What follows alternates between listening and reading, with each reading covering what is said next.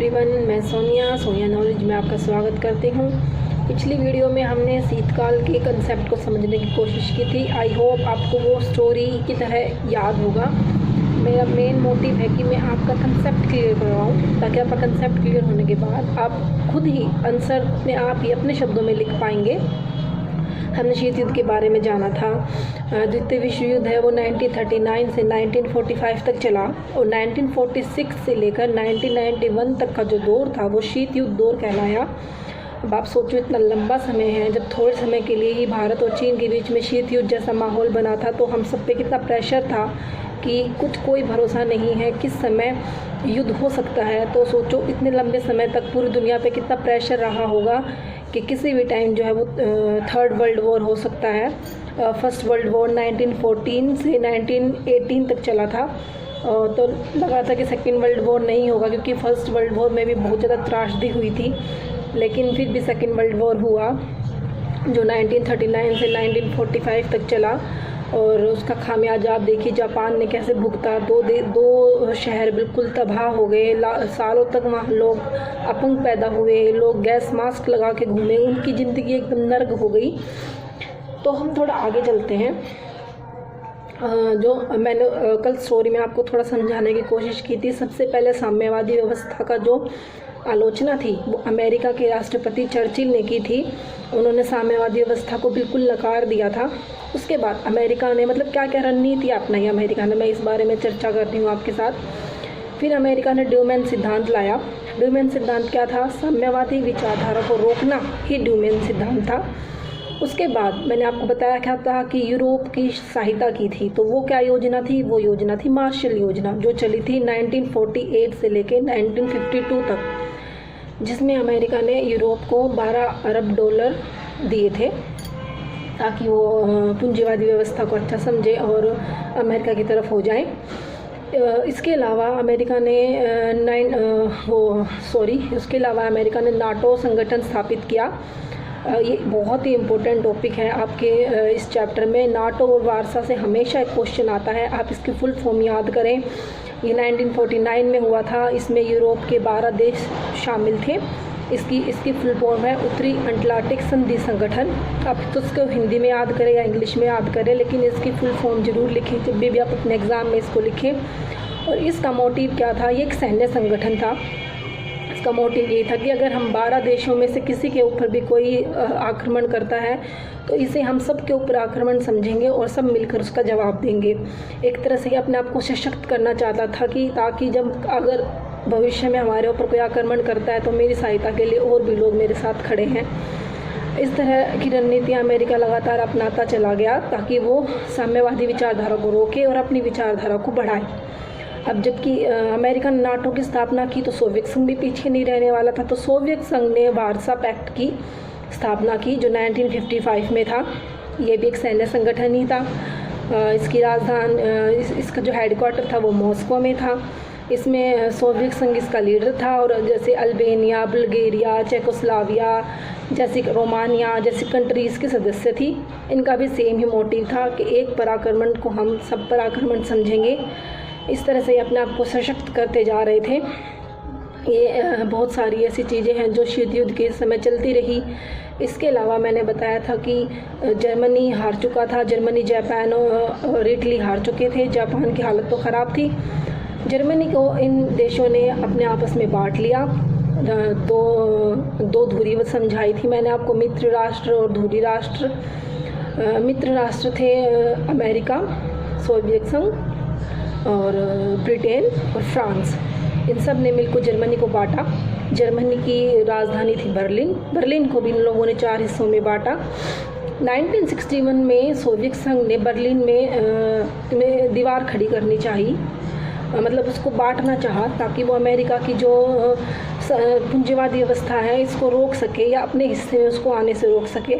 इसका अमेरिका ने बहुत विरोध किया, लेकिन सोवियत संघ अपना काम करता रहा। एक आपके बुक में क्यूबा संकट, मिसाइल संकट नाम से एक टॉपिक है, वो बहुत ही इम्पोर्टेंट टॉपिक है।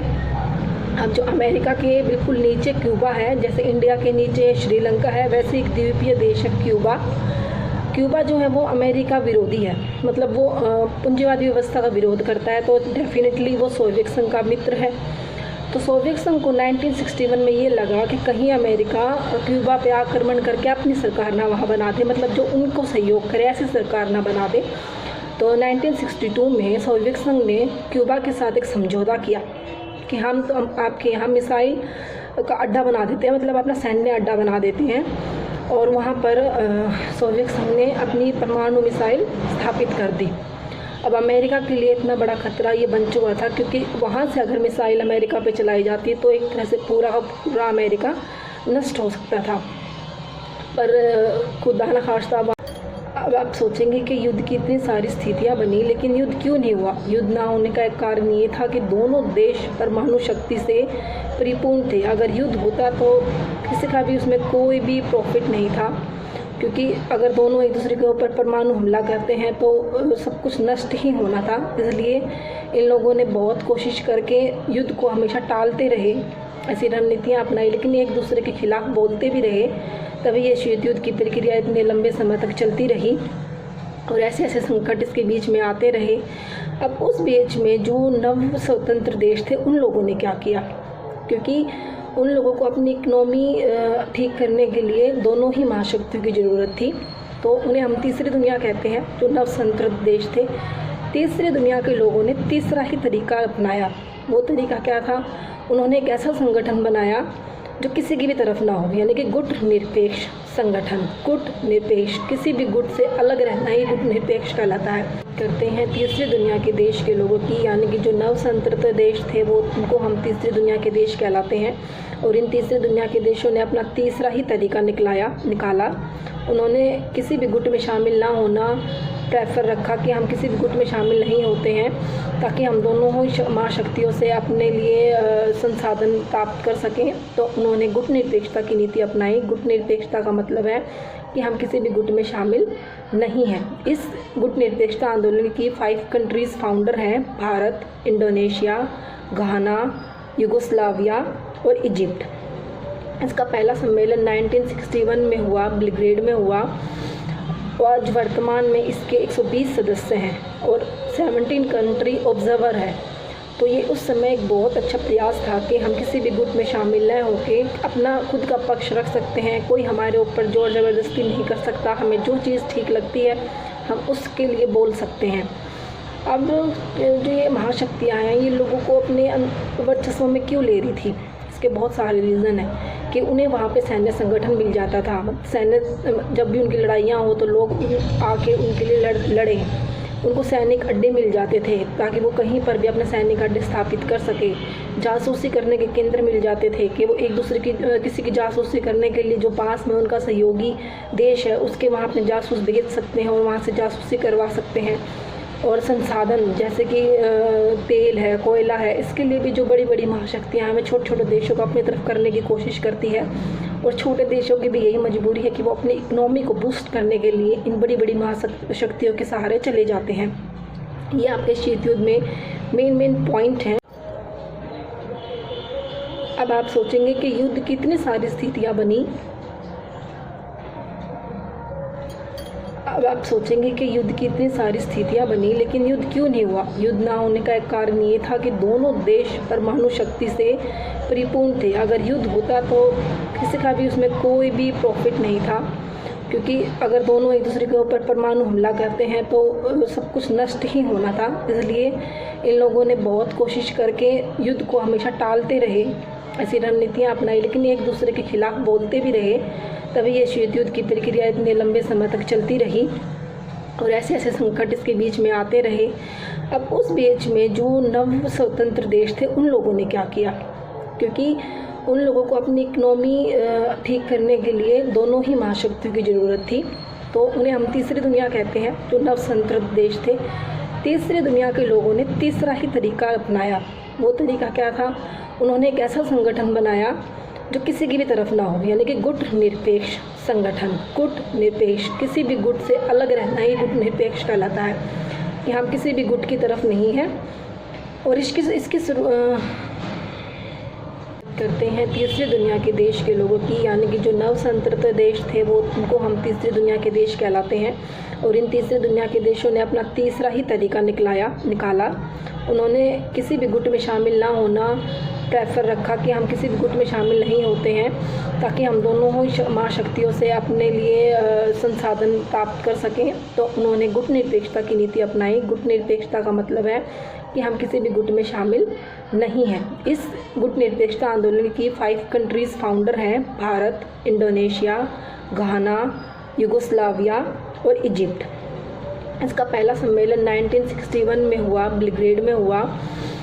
और आज वर्तमान में इसके 120 सदस्य हैं और 17 कंट्री ऑब्जर्वर है।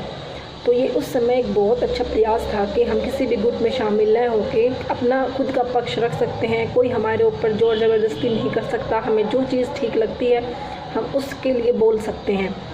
अब जो ये महाशक्तियाँ हैं, ये लोगों को अपने वर्चस्व में क्यों ले रही थी?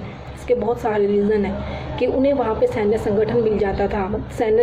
जब भी उनकी लड़ाइयाँ हो तो लोग आके उनके लिए लड़े। उनको सैनिक अड्डे मिल जाते थे ताकि वो कहीं पर भी अपने सैनिक अड्डे स्थापित कर सके। जासूसी करने के केंद्र मिल जाते थे कि वो एक दूसरे की किसी की जासूसी करने के लिए जो पास में उनका सहयोगी देश है उसके वहाँ अपने जासूस भेज सकते हैं और वहाँ से जासूसी करवा सकते हैं। और संसाधन जैसे कि तेल है, कोयला है, इसके लिए भी जो बड़ी बड़ी महाशक्तियाँ हैं, हमें छोटे छोटे देशों को अपनी तरफ करने की कोशिश करती है। और छोटे देशों की भी यही मजबूरी है कि वो अपनी इकोनॉमी को बूस्ट करने के लिए इन बड़ी बड़ी महाशक्तियों के सहारे चले जाते हैं। ये आपके शीत युद्ध में मेन पॉइंट हैं। अब इनसे क्वेश्चन कैसे बनेंगे कि शीत युद्ध क्या होता है, ये कितने समय तक चला,